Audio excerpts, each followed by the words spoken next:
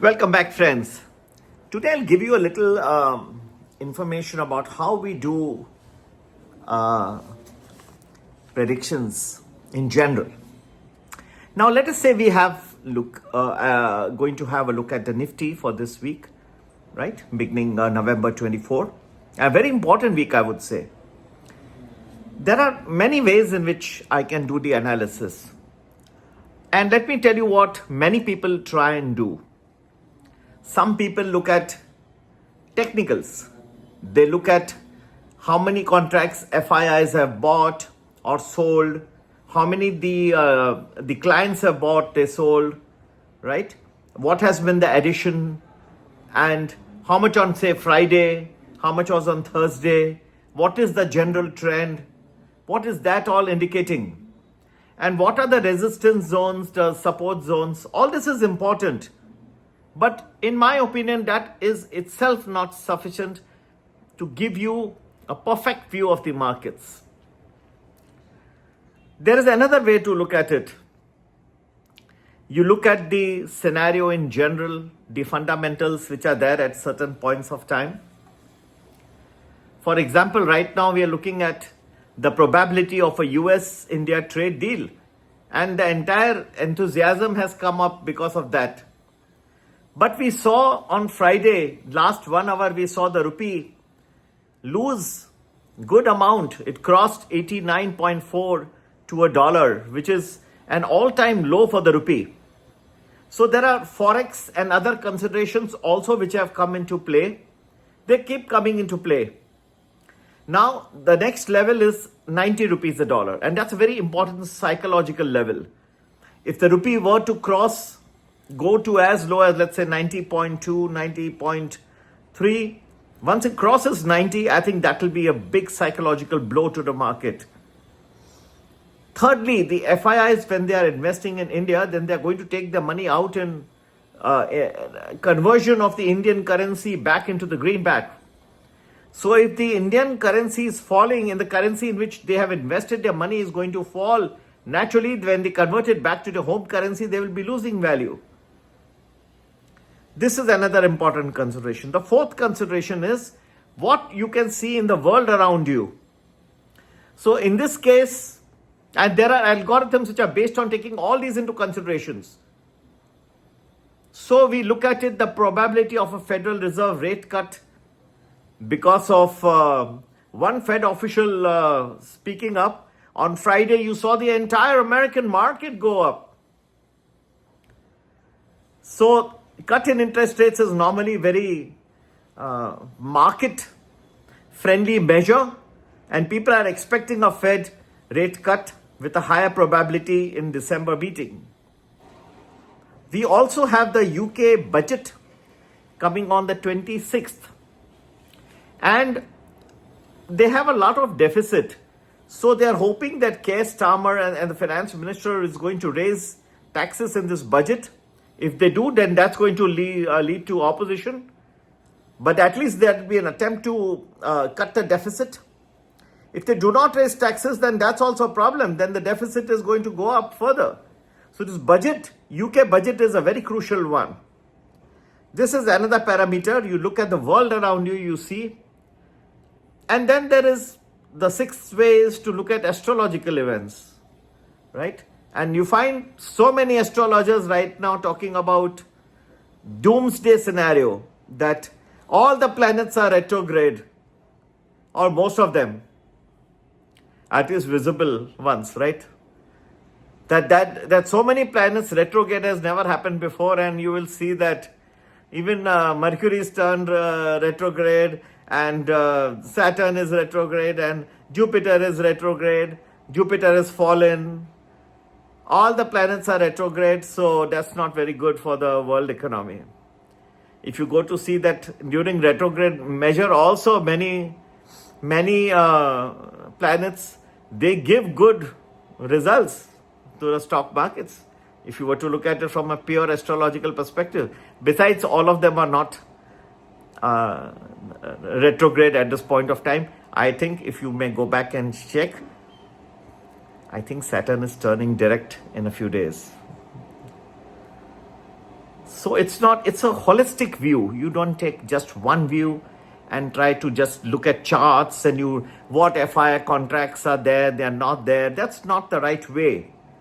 You have to have a holistic view, and that's what makes these algorithms very complex, expensive to make, to maintain, to keep feeding the data, right? It's a tough job.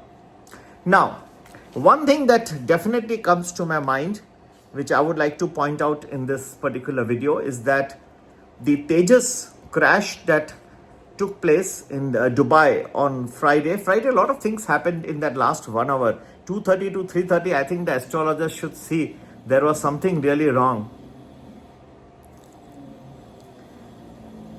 As far as I can see, I think Moon and Mars were very close.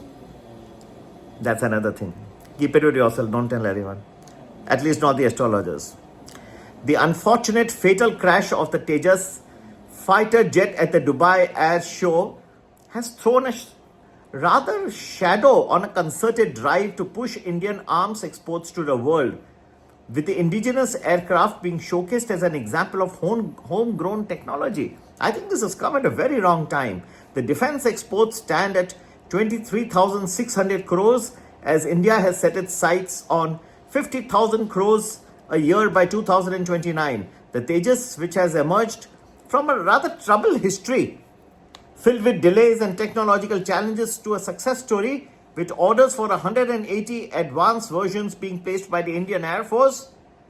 It was being demonstrated to potential international buyers at the Dubai Air Show when the crash took place. It's very sad. It's come at a very, very sad time. It's sad for the country. It's sad for HAL, whose stock price has done pretty well, phenomenally well. So defense exports take a little bit of a hit because of that. The inquiry ordered by the Air Force will go into the reasons behind the crash, but its image has suffered a dent given that the unfortunate incident took in place in front of thousands of spectators. Many of them were potential buyers among the countries that India was hoping to pitch the fighter to were Egypt, Armenia, and nations in Southeast Asia. The Tejas has come from a very humble background. It has got a good safety record till now, with just one fighter loss prior to this, but due to an engine failure. And given its affordable price tag, an Indian promise to share technology, integrate a variety of weapons and sensors to the platform, and the fact that at least 220 of them would be in service in the coming years, the Tejas has a strong chance of success among the smaller nations which were seeking to embrace air power. So, and after decades of shying from it, India made a drastic shift post 2014 to emerge as a weapons exporter, with the government pushing manufacturers to look for global markets. And this, I think, I will give a great credit to Pradhan Mantri ji, Narendra Modi ji. This export push for the defense arms. We have been dependent completely on the West for these fighters, the planes, the weapons. And slowly and steadily, India has developed its own indigenous capability. And Tejas has been one of the poster boys for Indian defense. And it's going down at the wrong time. In the Dubai Air Show, I think, casts a little bit of a gloom over the defense stocks. And let's see how they react on Monday. That's another thing that you should keep in mind. As I explained to you, the rupee will be very closely watched as the markets open. And I believe that the 90 level is a very important psychological level if the rupee were to breach that level. And this is also directly related to the delay in the announcement of the US-India bilateral trade treaty. The further delay takes place, the rupee keeps getting jitters. Don't forget the fact that the tariffs which are in place, 50% by the United States, is impacting a lot of the Indian exporters. And maybe the depreciation of the rupee is a way to help them out. But that's not very good for the country in general, because the consumers have to face, the country has to face higher oil prices. If it does not pass them to the consumers, yet you will find that the deficit goes up, which throws the fisc out of equation. So all these factors will come into play. And as far as I can see, the markets, as they get ready to open this week. I think the gift nifty currently indicating over 100 points plus, but I see some nervousness in the markets because of this spate of the Indian rupee depreciation, also the Tejas aircraft, this crash that has taken place in the Dubai Air Show on Friday. These are some of the factors that can come to play. So we will start our expectations for the early part of the week on a little weak note. The question that you may be wanting to ask me is, what about the all-time highs? Even I had predicted, and I think came pretty close, right? We're just a few, maybe 30 points away from the all-time high. Yes, there were some reasons why we pulled back a little bit, but I think we came pretty close. But Hindi में एक कहावत है, देर हुआ दुरुस्त हुआ, little late, but it will be strong when it happens. And do stay tuned. I will let you know when we are nearing it, when the trade deal is about to come in. I think I discussed a lot of factors in this particular thing. I did not restrict only to technicals, and that's not the right way to look at the markets as as we analyze the next week. मैंने astrological events पे ही सिर्फ focus नहीं किया, कुछ बता दिए। शनि भाई direct हो रहे हैं जी, हाँ, तो वो सब रेट्रोग्रेड नहीं है प्लैनेट जो लोग डरा रहे हैं, और बहुत सारे यूट्यूब में लोग देख रहे हैं, मेरी टीम के मेंबर्स बता रहे हैं भाई ये सब रेट्रोग्रेड हो गए, सब पीछे चल रहे हैं, और वो महाभारत जैसा युद्ध होने वाला है, ये होने वाला है भाई जो है। हाँ, ऑपरेशन सिंदूर 2 हो सकता है किस वक्त पे, लेकिन वो भी मेरे ख्याल से कुछ दूर है। ठीक है, तो हाँ, नेगेटिव फैक्टर्स हैं, रुपये का जैसे मैंने बताया, तेजस एयरक्राफ्ट का जैसे मैंने बताया, और दूसरा और कुछ और फैक्टर्स भी आ रहे हैं जो कि प्ले कर सकते हैं स्पॉइल स्पोर्ट। लेकिन जैसे कि अभी यूक्रेन और रशिया के बीच में जो peace talks Donald Trump ji ने रखे हैं थर्सडे का डेडलाइन, तो Ukraine has to decide by then, वो टेरिटरी देना है उनको रशिया को, और साथ में उनको मिलेगा सुख शांति, रशिया की वॉर में पीस। 4 दिन बचे हैं, यूरोपियन लीडर्स के साथ ज़ेलेंस्की साहब की बातचीत हो रही है, अगर वो फ्रक्टिफाई नहीं होता ये और एक प्रॉब्लम हो जाएगा। ठीक है, तो ये बहुत ही निर्णायक हफ्ता रहेगा मार्केट्स के लिए, और हमने तो आपको मैंने आज क्लूज दे दिए हैं, ये अपने बड़ा सा वीडियो भी बनाया है। And yes, please do join our premium plus, जो आपको पूरा हफ्ते भर का प्रेडिक्शन एडवांस में देता है। चांस नहीं लीजिए, एंड हम अच्छे से आपको बता देंगे कि किस तरह से हमारा एक्सपेक्टेशंस है, कौन से दिन में प्लस माइनस वीकनेस कुछ दिखाई देने की कुछ चांसेस हैं स्टार्ट जब होगा।